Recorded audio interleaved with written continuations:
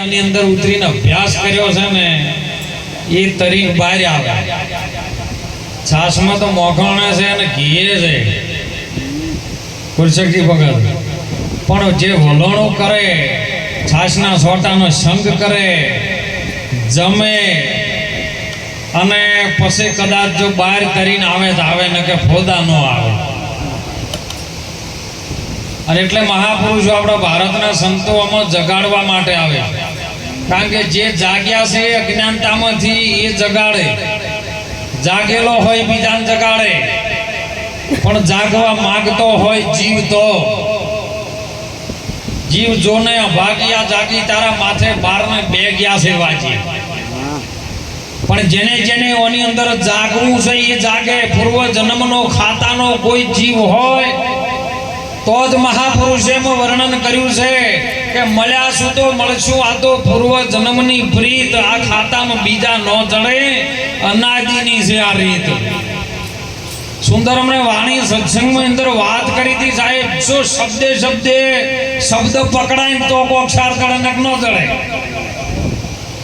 શબ્દ પકડવો છે ને તો જિજ્ઞાસુ પકડી શકે, મુમુક્ષતા વાળો પકડી શકે, બાકી હળંગ હોય શું પકડે. હમણાં સુંદર સાખીની અંદર વાત કરી હતી, સદગુરુ રૂપી ધન મળ્યું છે, શેઠ મળ્યા, પછી કે મારે માગવાનું, ભીખ માગવાનું મટી ગયું.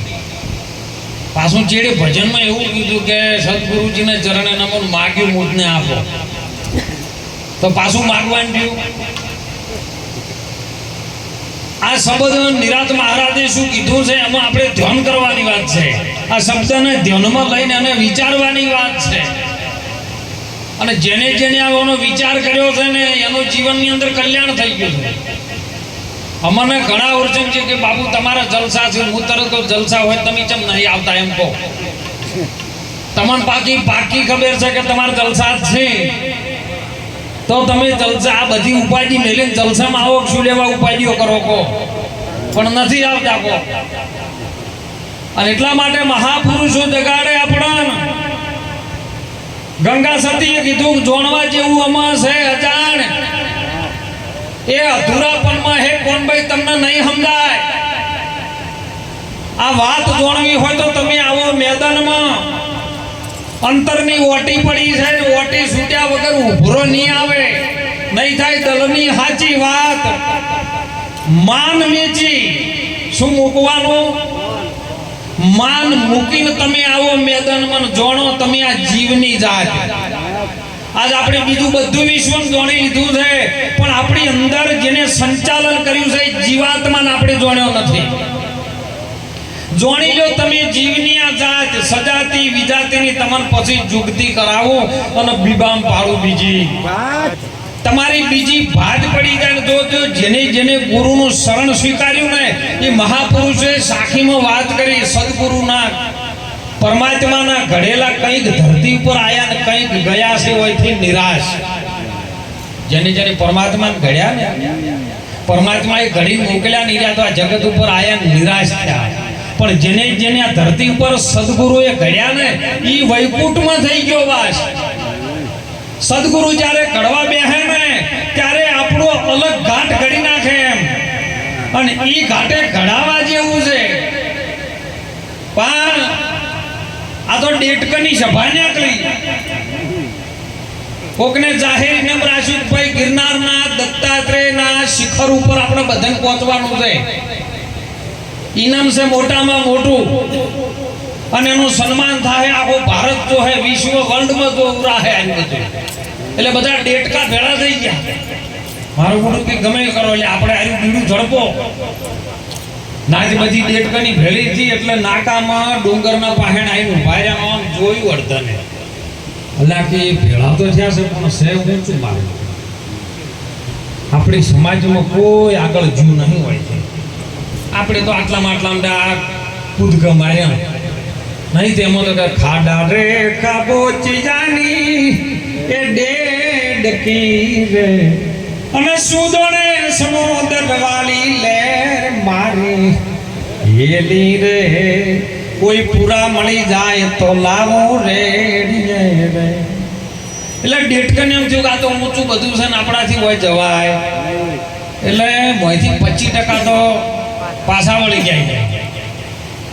બધું ટોળું આમ ફરવા માંડ્યું. 3 પરિક્રમાઓ આવે છે આ શરીરમાં, 3 પરિક્રમાઓ આવે છે. સુંદર વાત કરી હતી મંગળદાસ મહારાજે કે ફૂલકર બાપુ મળ્યા ને સવારામ બાપાને, એટલે સવારામ બાપાએ કીધું કે દાસ સવારને ગુરુ ફૂલકર મળી ગયા નાદને બૂંદના નેઠે. આ બૂંદનો બૂંદથી શરીર બન્યું છે ને નાદથી તમારો જે બોલી રહ્યો છે એ છે. આ બેનો નેઠોની ઘર કયો છે ને એ નેઠો મળે તમારો, અને એ પહોંચો તો કલ્યાણ થાય ને કે થાય નથી. એટલે પરિક્રમા ચાલુ કરી એટલે અડધા મજાન બીજા 4-5 છાપરો વાળા બેઠા હતા. એટલે એ ટોળું જો હેડ્યા છો કે દત્તાત્રેયના શિખર ઉપર ગિરનારના ડુંગર ઉપર જવું છે. તમને વિચાર્યું છે કોઈ દાડો આપણે બાપ દાદા જેલા ખરાઈએ કે ના? એવું તો જો ઇતિહાસમાં આવ્યું જ નહીં. કોઈ આપણી સમાજમાં આગળ વધીને જોત નહીં કે. એટલે 25% બીજા પાછા વળ્યા, 50% રહ્યા. એમાં પાછી ફેર પરિક્રમા બીજી આવી, બીજા રૂટની આવે છે. અડધા એટલે બીજા ચોકી એવડી રહેતા હતા માસા. એટલે ચો હેડ્યા છો બધા કે અમે તો આ ઇનામ રાખ્યું છે ને શિખર ઉપર જશો. આમ તમને ગોડા તો નહીં થઈ ગયા ને કે તમે? એ તો ઘણા ભજનમાં આવતા કે ચો હેડ્યા છો કેશાજીના લાડવા ખાવા છો. એટલે પેલા કે આપણા બાપ દાદા એ કોઈ દાડો શિખર ઉપર નહીં ગયા. આપણે તો કૂદકા મારી મારીને પડી મરી ગયેલા છે, અને કોઈ ઇતિહાસમાં આપણા બાપ દાદાનું કોઈ નોમ નહીં.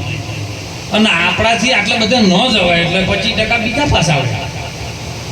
છેલ્લે પરિક્રમા જાતે જાતે એક દેડકો રહી ગયો. એને કોઈનું વગળ્યું નથી. શિખર ઉપર ગયો ઝંડી આમ પકડી એની ઘડીએ તરત શંખનાદ થયો જો. એટલે આજુબાજુના જે આગેવાનો હતા ને ઉભા થઈ ગયા, ભાઈ કોણ આવ્યું એમ આ નાચમાંથી. જોયું તો એક જ દેડકો. એટલે આટલા બધું ટોળું આવતું તો ના એક જ જમ આવ્યો. એટલે પેલાને ઘણું કીધું પણ પેલો વાપરતો જ નતો. એટલે કીધું કે ભાઈ ઓને મા બાપ જે હોય લાવો આપણે સન્માનોનું કરવાનું છે. ઓને ઇનામ આપવા માટે એમના મા બાપને આપણે કેવો આ દીકરો આટલે બધે આવી ગયો દેડકો, તે આપણે ઓનું સન્માન કરીએ તેના મા બાપનું ભેળું સન્માન થાય. એટલે એમના મા બાપને જોણ કરીને એમના મા બાપ આવ્યા ને એટલે એમના મા બાપને માએ કાઢ્યું કે તમે 2 શબ્દ તમારા દીકરા વિશે બોલો. એટલે એમના મા બાપ રોવા માંડ્યા. એટલે બધા કે જેમ રોવા માંડ્યા તમે આ તમારો દીકરો આટલું બધું શિખર પ્રાપ્ત કર્યું કે આર્યો જ્યારે જન્મ્યો હતો ને તાણે ડૉક્ટરે એવું કીધું કે આર્યો હોભળતો નહીં. એટલે અમને એમ લાગ્યો તો આઘાત કે અમારા છોકરાનું કોણ રણી ધણી થાય, બેરીઓ છે એનું કોણ આટલા બધા નામ લાવશે. પણ આ જમણ ખબર પડી કે આ શિખર સુધી પહોંચ્યો ના વગડ્યું તાણે સિદ્ધાંત કહેવાય એવું માગે છે. ભજનમાં અમુક વફળવા જેવું વફળજો, ના વફળવા જેવું ના વફળતા તો શિખર સુધી જાઓ. પણ કે હળો એ તો ભજનમાં તો છે કે રોજ એકનું એક દિવસ તમે પાછા વળ્યા તો પરિક્રમા નીકળી એમ. ભક્તિ કરવી હશે તો હું તો એમ કહું છું કે વહુ બનીને બેહવું પડશે. વહુ બનીને બેહા તો ધણી બધું કરે જાય, આપણે કરવાનું નહીં રહે. પણ વહુ જ બનવું નહીં, બધાને ડાયરેક્ટ ધણી બની જવું. અને એટલા માટે આપણા મહાપુરુષો આમાંથી આપણને જગાડે છે. દેડકા જેવું આપણું મન છે કૂદકો મારી ગયું. હે 3 પરિક્રમાઓ અમાય આવે છે. હો ત્રિવેણીનો ઘાટ છે ને એ પરિક્રમા જો તમે કદાચ જો કરી નાખો ને, એ ગુરુ વચનમાં ગુરુ આચરણમાં આવી જાય ને, એ પરિક્રમા કરી નાખે તો છેલ્લે શિખર સુધી તમારો વારો છે ને. અને એટલા માટે મહાપુરુષો જેમ જેમ ઋતુ સમય બદલાય છે ને સમયે એવું લાવે છે પરિવર્તન કરવા માટે. સંસાર એક પરિવર્તન નિયમ છે સાહેબ, અને પરિવર્તન આપણામાં આવવું જોઈએ. અને જો ના આવે તો સમજી લો કે આપણે ભજનમાં શબ્દ પકડતા નથી. એટલા માટે સંતો પોકાર કરી કરીને કહે છે. સીતારામ બાપાજીએ ન કીધું હમણાં બધા ભજનની અંદર સુંદર સુંદર વાત આવી સાહેબ. ભજનની અંદર શબ્દો જ છે, બીજું કોઈ નહીં. પણ તમે ગો એટલે રાગનો વાણી થઈ જાય, પણ સે શબ્દો જ. પણ શબ્દ જ્યારે છૂટી જાય, શબ્દનો સાર તમને ચડી જાય, એ દાડો આપણું કલ્યાણ થઈ જાય. અને આપણું કલ્યાણ કરવા માટે આ ધરતી ઉપર અવતરણ થયું છે સાહેબ. માનવ દેહ તને મોઘો મળ્યો નહીં મળે વારંવાર પાકું ફળ ખરી પડશે ફરીથી નહીં લાગે ડાળ ફરીવાર આયો અવતાર આવે કે ન આવે આજની ઘડી છે રળિયામણી છે એટલે મહાપુરુષોએ સંતોએ કીધું સતાર સાહેબ જીવને કે લાખો ગયા ને તું પણ જવાનો અરે મૂર્ખ તું નથી વિચારી અરે હાચું કહું છું જૂઠું ના લેતો તારા મુવા કુટુંબને સંભાળ અરે ભાઈ તું ભજી લે ને કીર્તન ભજવા માટે આપણે પરમાત્માને બોલ કર્યો છે સંતો પુરાવો સાથે પ્રમાણ સાથે આપે છે સાહેબ કે ગર્ભવાસમાં ભક્તિ કબૂલી બહાર આવીને ગયો છે તું ભૂલી આ કળિયુગમાં માયાનો તને વાયરો લાગ્યો અને દેવામાં ગયો તું